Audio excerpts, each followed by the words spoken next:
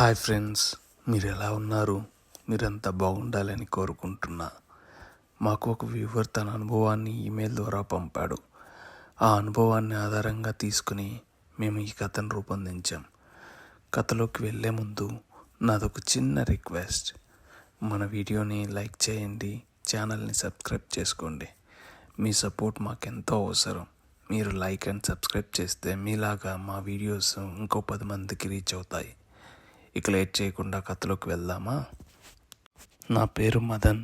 నేను బెంగళూరులోని ఒక పెద్ద సాఫ్ట్వేర్ కంపెనీలో గత 10 ఏళ్ళుగా పనిచేస్తున్నాను. ఆ కంపెనీ కోసం నేను ఎంతో కష్టపడ్డాను. ఎన్నో రాత్రులు నిద్ర లేకుండా పనిచేశాను. కానీ నాకు రావాల్సిన గుర్తింపు మాత్రం రాలేదు, ఎక్కువ బాధ్యతలు తప్ప. బాధ్యతలతో పాటు పనిలో ఒత్తిడి కూడా రోజు రోజుకి పెరిగింది. స్ట్రెస్ వల్ల చాలా డిప్రెషన్కి కూడా గురయ్యాను. అప్పుడు నేను ఒక నిర్ణయం తీసుకున్నాను, ఈ కంపెనీని వదిలేసి న్యూ కంపెనీలో జాయిన్ అవ్వాలి అనేసి. 10 ఏళ్ళ తర్వాత మళ్ళీ ఇంటర్వ్యూలు ఇవ్వడం నాకు కాస్త టఫ్ అనిపించింది. ఎక్కువ ఆఫీస్ వర్క్లోనే మునిగిపోవడం వల్ల నేను స్కిల్స్ అప్గ్రేడ్ చేసుకోవడానికి కూడా టైం దొరకలేదు.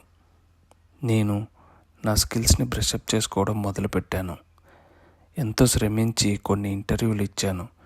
చివరికి ఒక మంచి కంపెనీ నుండి మంచి ప్యాకేజ్తో ఆఫర్ వచ్చింది.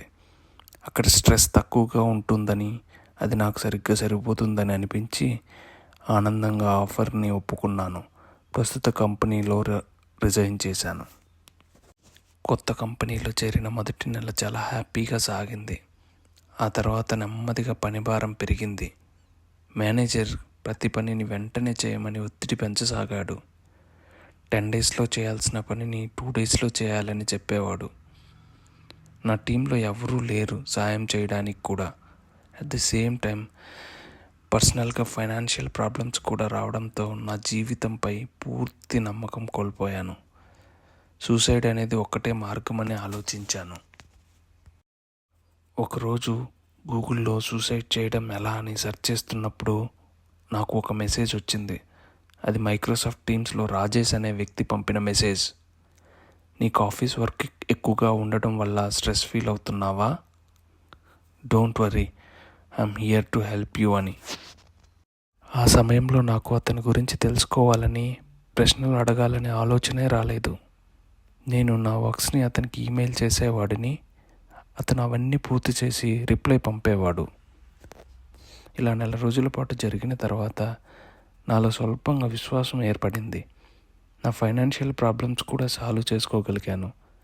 ఆ డిప్రెషన్లో నుండి బయటపడి నేను తనకు ప్రత్యేకంగా కృతజ్ఞతలు చెప్పాలనుకున్నాను. ఒకరోజు అతను ఎవరో తెలుసుకోవాలని నా కొలీగ్ని అడిగాను. అతని నేమ్ అండ్ డీటెయిల్స్ చెప్పా. అప్పుడు నా కొలీగ్ ఇలా చెప్పాడు, అతను గతంలో ఈ కంపెనీలో పనిచేసి వర్క్ స్ట్రెస్తో సూసైడ్ చేసుకున్నాడు 2 years back. He is loyal to company అని. ఇది విన్నప్పుడు నాకు ఆశ్చర్యం కలిగింది. తాను ఎప్పుడో చనిపోతే నాకు ఎలా మెసేజ్ చేస్తున్నాడా అని.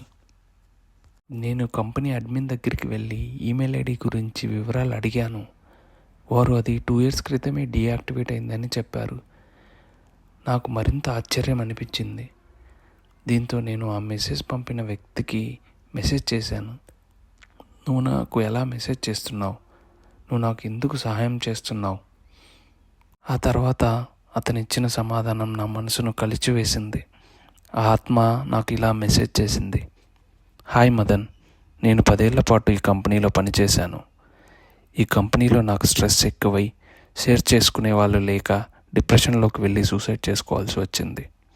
నా ఫ్యామిలీ గురించి, నన్ను నమ్ముకున్న వాళ్ళ గురించి నేను థింక్ చేయలేకపోయాను ఆ టైంలో. కానీ ఇప్పుడు ఎవరైనా ఆ పరిస్థితిని ఎదుర్కోవాల్సిన అవసరం లేకుండా నా శక్తి మేరకు సహాయం చేయాలని నిర్ణయించుకున్నాను. నువ్వు ఒత్తిడిలో ఉన్నావని గుర్తించి స్ట్రెస్లో ఉన్నావని గుర్తించాను. నిన్ను ఆ స్ట్రెస్ నుండి ఎలాగైనా బయటపడేయాలి అని ప్రయత్నించాను. ఆ మాటలు విన్నప్పుడు నా కళ్ళల్లో నీళ్ళు వచ్చాయి. ఒక ఆత్మ ఇంతలా తపన పడుతుందా ఈ ఆఫీస్ ఎంప్లాయీస్ని సేవ్ చేయాలి అని. సూసైడ్ అనేది ఒక పరిష్కారం కాదని గుర్తించాను. వ్యక్తిగత సమస్యలు మనకు వచ్చినా వాటిని కొలీగ్స్, ఫ్రెండ్స్ ఆర్ ఫ్యామిలీ మెంబర్స్తో షేర్ చేసుకోండి. వాళ్ళు మీకు హెల్ప్ అవ్వరు అని తెలిసినా ఎందుకంటే మీరు షేర్ చేసుకోవడం వల్ల స్ట్రెస్ తగ్గుతుంది. స్ట్రెస్ని ఎదుర్కొని ముందుకు సాగండి. ఇది మీకు ఒక ప్రేరణగా ఉండాలని ఆశిస్తున్నాను. ప్రతి సమస్యకు పరిష్కారం ఉంటుంది, సూసైడ్ అనేది కాకపోవచ్చు. ఇదే ఫ్రెండ్స్, ఒక వ్యూవర్కి జరిగిన రియల్ ఎక్స్పీరియన్స్ అతను మాకు స్క్రీన్లో కనిపిస్తున్న ఈమెయిల్ ద్వారా పంపాడు. మీకు ఇలాంటి ఎక్స్పీరియన్సెస్ ఏవైనా ఉంటే మాతో షేర్ చేసుకోండి. దాన్ని మేము స్టోరీగా బిల్డప్ చేసి మా ఛానల్లో అప్లోడ్ చేస్తాం. ఈ స్టోరీ మీకు ఎలా అనిపించిందో మీ అభిప్రాయాలని కామెంట్స్లో తెలపండి.